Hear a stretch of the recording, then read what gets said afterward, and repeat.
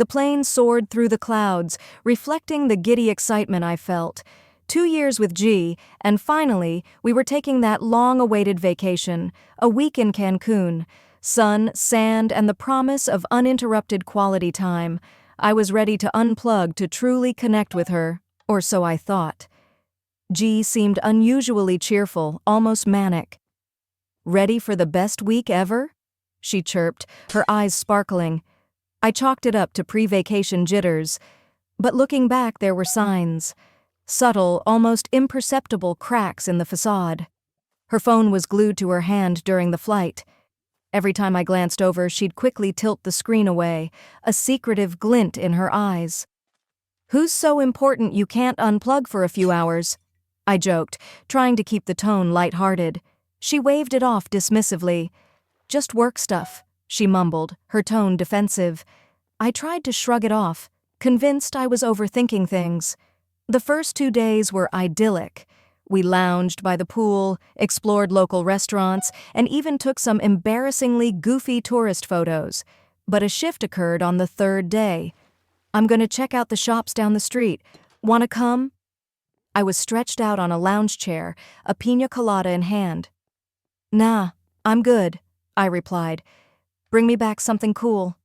She smiled, a wide, almost relieved smile. "Sure thing," she said, and disappeared. Something about her demeanor felt off. An unnatural lightness, a forced cheerfulness. I wasn't the paranoid type, but a niggling suspicion took root. I decided to follow her. I gave her a 10-minute head start, then discreetly trailed behind. I spotted her sitting at a small cafe, laughing with a man across from her. My blood ran cold. It was him. Let me rewind. G had a long and tumultuous history with her ex-boyfriend. Years of on-again, off-again relationships, dramatic breakups, and tearful reconciliations. Before we started dating, she'd sworn they were over, even showing me messages where she'd explicitly told him to stop contacting her.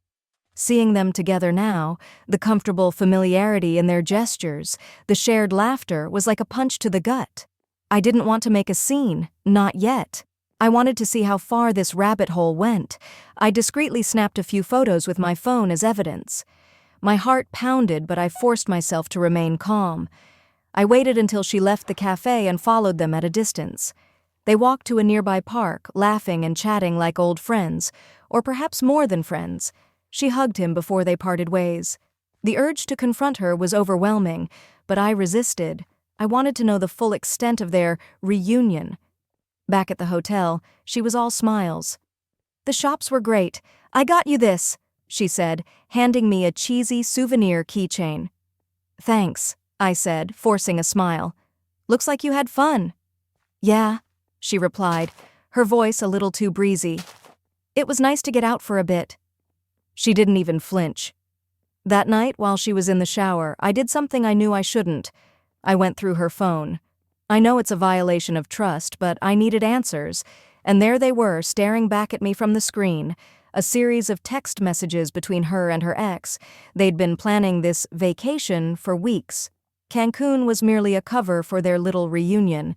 She talked about how much she missed him, how she still thought about him, and how she needed closure. Closure? Give me a break. My hands were shaking as I scrolled through the messages, each word a fresh stab of betrayal. I didn't sleep that night. The next day, I played it cool. We went snorkeling, grabbed lunch, and even took a romantic sunset walk on the beach. But in the back of my mind, I was planning my escape. That night, I told her I wasn't feeling well and wanted to stay in. She looked disappointed, but didn't argue. "I might head out for a bit," she said casually. "Sure," I replied, my voice flat. As soon as she left, I sprang into action. I packed my things, called the airline, and booked the next flight home.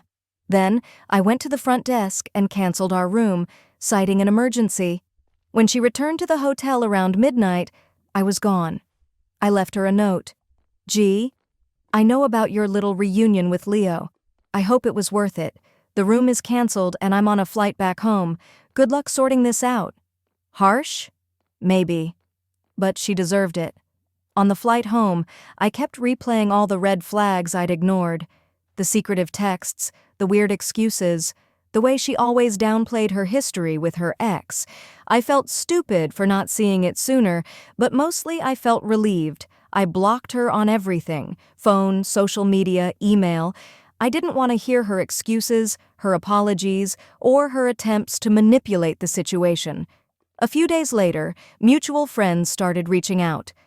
"G is distraught," one of them said. "She claims you abandoned her in Mexico."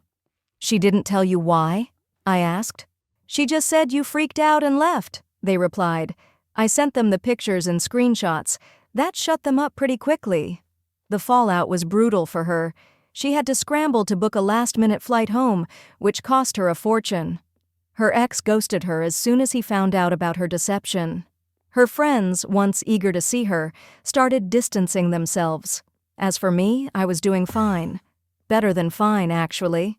Getting out of that relationship was the best decision I ever made.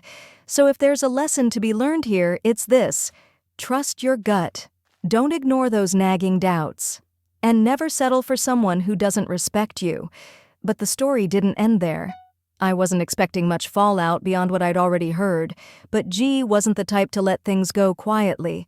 A week after I got back, I received an email from an unknown address. It didn't take long to realize it was her. The email was a disaster of half-baked apologies, flimsy excuses, and outright lies. She claimed meeting her ex was a spur-of-the-moment thing, and that she didn't mean for it to happen. She begged me to talk to her, insisting that I'd misunderstood everything. Misunderstood? I had pictures, I had texts. What was there to misunderstand? I ignored her email. A couple of days later, I got a call from one of her friends, someone I'd considered a good friend. "You really hurt her," they said. "Hurt her?" I replied. "Do you know what she did?" "She told me she met up with her ex, but it wasn't what you think. She just wanted to clear the air." "Right," I said, my voice dripping with sarcasm, "because hugging and sneaking around is totally about clearing the air." When I sent her friend the same screenshots I'd sent the others, they stopped trying to defend her. For a while, I thought that was the end of it. But G wasn't done. She started spinning a different narrative, one where I was the villain. According to her, I was controlling, paranoid, and had ruined the vacation because I couldn't handle her being friends with her ex. She even tried to claim I'd stolen her stuff when I left, which was laughable since I'd barely packed my own. She posted about it on social media, painting herself as the victim of my jealous rage. I didn't care about her lies, but what I didn't expect was how far she was willing to go. One morning, I woke up to a text from my boss. "Call me ASP." Confused, I dialed the number. "We got an email from someone claiming you've been acting erratically and might be a danger to the team," he said.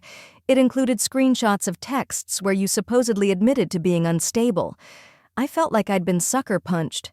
"None of that's true," I said quickly. "I can explain."